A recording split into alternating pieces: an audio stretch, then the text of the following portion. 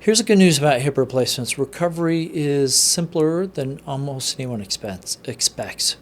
Your job comes down to three things. Number one, walk. Do it short, do it often from day one.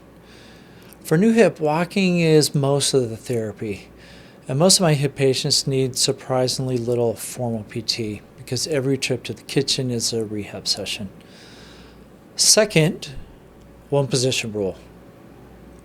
You don't need the strict hip precautions your neighbor had 20 years ago. I repaired that capsule behind your hip, and the evidence is clear that normal movement is safe.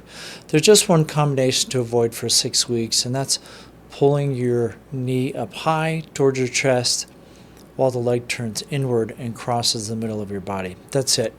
Your therapist will help you understand what to avoid. Sit normally, do your stairs, sleep on either side, no pillow between the legs required. And third is patience. You need at least 6 weeks. It takes at least 6 weeks for that implant to grow into your bone, and you're going to have at least 6 weeks of pain. So take it relatively easy, no forcing, no marathons, and let biology do its work. And one more thing. Bruising down your thigh, it looks impressive, sometimes catastrophic, sometimes horrible, and that's just gravity. It's not a problem, and don't be surprised if the deep arthritis ache, it's just gone. That's usually the first thing my patients tell me, and that's the first sign you made the right decision.